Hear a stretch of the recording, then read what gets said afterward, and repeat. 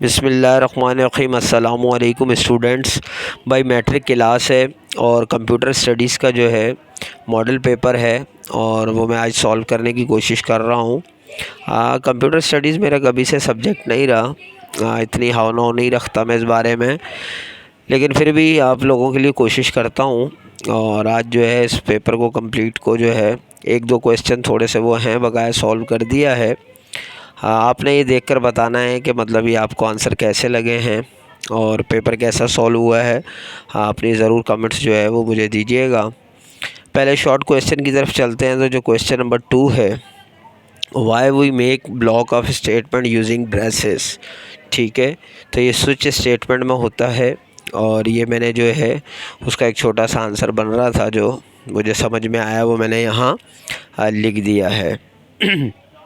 अच्छा जी, उसके बाद जो क्वेश्चन नंबर 3 अगर देखें तो write an algorithm to calculate the multiplication and division of any two numbers. तो आपको ज़ाहिर मालूम है मल्टीप्लिकेशन और डिवीज़न जो है वो परसेंटेज में आती है, तो इसमें ये जो है बना दिया है इसका मैंने एल्गोरिथम। आप देख सकते हैं इसको कैलकुलेट किस तरह से किया गया है। अच्छा, क्वेश्चन नंबर 4 है write down the purpose and syntax any 3।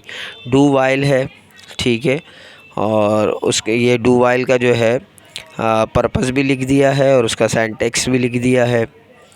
उसके बाद जो नेक्स्ट है वो है ब्रेक। ठीक है, ब्रेक में भी इसका स्टेटमेंट वगैरह लिख दिया है जो स्टेटमेंट है, और नीचे उसका बता दिए एग्जाम्पल सिंटैक्स इसका ब्रेक ही है। और फिर ये सी आउट जो है ये कमांड है, इसका भी इसी तरह से स्टेटमेंट भी लिख दी है और इसका जो है बता दिया है कि इसका सिंटैक्स क्या है। उसके बाद क्वेश्चन नंबर 5 है define logical operators with examples. भाई लॉजिकल ऑपरेटर्स क्या है पहले तो वो बताना है।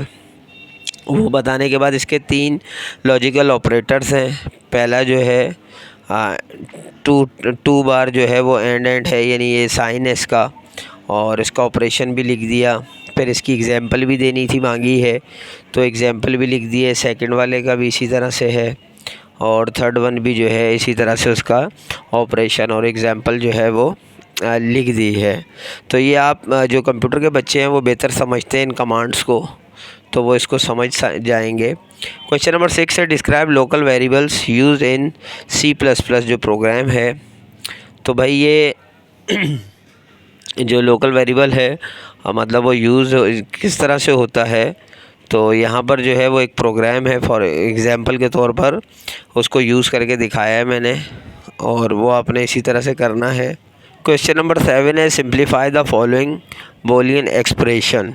ठीक है, तो ये एक एक्सप्रेशन दी हुई है, इसको जो है सिंप्लीफाई करना था, तो ये सिंप्लीफाई कर दिया। सोल्यूशन है ये इसका, स्टेप 1 है इसमें, और किस तरह से है वो देख सकते हैं आप। और उसी तरह फिर स्टेप 2 है, और उसके बाद स्टेप 3 है अप्लाई रूल 5। जो रूल फॉलो हो रहे हैं वो भी लिख दिए गए हैं। स्टेप 4 अप्लाई रूल 10 और स्टेप 5 अप्लाई रूल 10। तो at this point the expression is simplify as much as possible. ठीक है, क्वेश्चन नंबर जो 9 है what is the importance of flow chart for solving a problem. तो इम्पोर्टेंस क्या है भाई फ़्लो चार्ट की किसी भी प्रॉब्लम को सॉल्व करने के लिए। तो इम्पोर्टेंस के जो फर्स्ट है कम्युनिकेशन है, सेकंड जो है वो इफ़ेक्टिव एनालिसिस है, उसके बाद जो थर्ड है आपकी वो एफिशिएंट कोडिंग है, और 4 जो है वो प्रॉपर डिबगिंग है, और 5 जो है वो एफिशिएंट प्रोग्राम मेंटेनेंस है। क्वेश्चन नंबर 10 है describe script area in scratch editor. तो स्क्रिप्ट एरिया जो है the area on the right side of the project editor where script are assembled is called script area. 11 है define the term function a set of statement written to perform a specific task and having a unique name is called a function. उसके बाद question number 12 है write down the output of the following programme. अच्छा भाई ये programme दिया हुआ है, इसका आउटपुट लिखना है। जो मुझे समझ में आया भाई ये काउंटिंग है, 0 से लेकर 10 तक आपने आउटपुट में काउंटिंग लिखनी है अलग अलग, हर लाइन में एक डिजिट, यानी 0 फिर 1 फिर 2। तो ये आप ज़रूर आपने अगर किया हुआ है तो मुझे बताइएगा और इसको लिख के देख लीजिएगा। क्वेश्चन नंबर 13 है what is the use of scratch editor. Scratch is the world's largest coding community for children and a coding language with a simple visual interface that allows young people to create digital stories, games and animations. अब यहाँ जो है long question start हो गए हैं. Right अ programme इन C++ using arithmetic assignment operators. तो इसके आपने अर्थमेटिक असाइनमेंट ऑपरेटर में एक प्रोग्राम लिखना है अर्थमेटिक असाइनमेंट ऑपरेटर को यूज़ करते हुए. तो ये यहाँ पर मैंने लिखा है और आप इसको ज़रूर चेक करके बताएं कि मतलब कोई मिस्टेक तो नहीं है. मैंने अपनी तरफ से पूरी कोशिश की है कि इसको सही लिखा है. आप ज़रूर चेक कीजिएगा इसको. और कंप्यूटर के पेपर के बारे में क्योंकि बच्चे बहुत इंसिस्ट कर रहे थे और मैंने काफ़ी दिनों के बाद जो है इसको बनाया है, तो ज़रूर आप इस बारे में अपनी राय दीजिएगा. Draw the logic circuit of the given Boolean expression.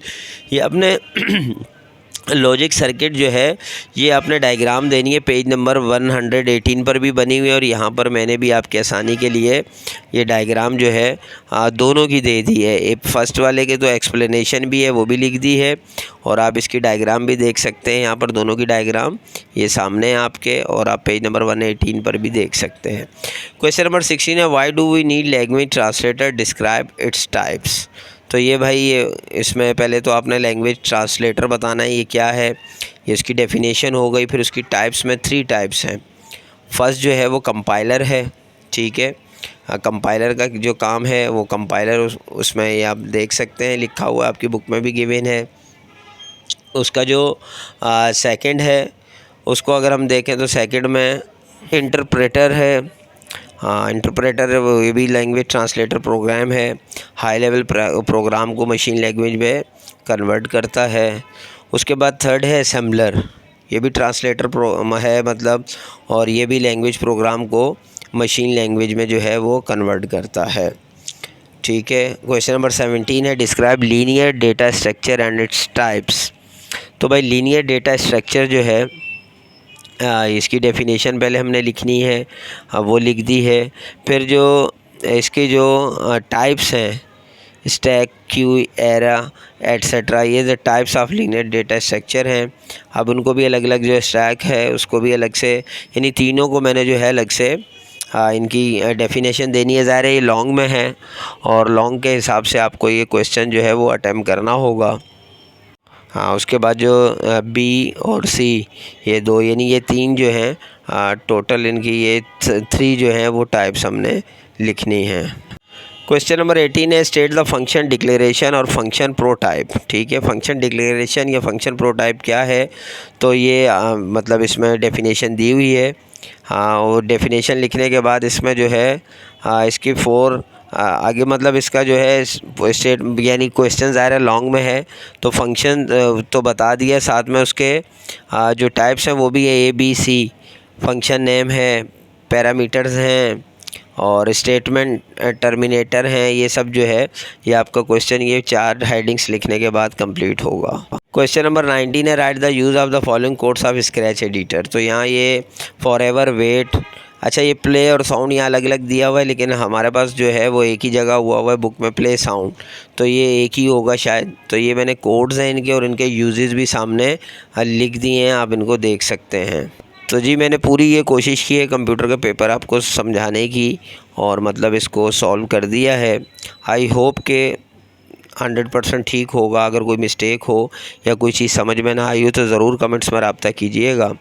इंशाल्लाह नेक्स्ट वीडियो में मिलते हैं. जब तक के लिए इजाज़त दीजिए. अल्लाह हाफ़िज़.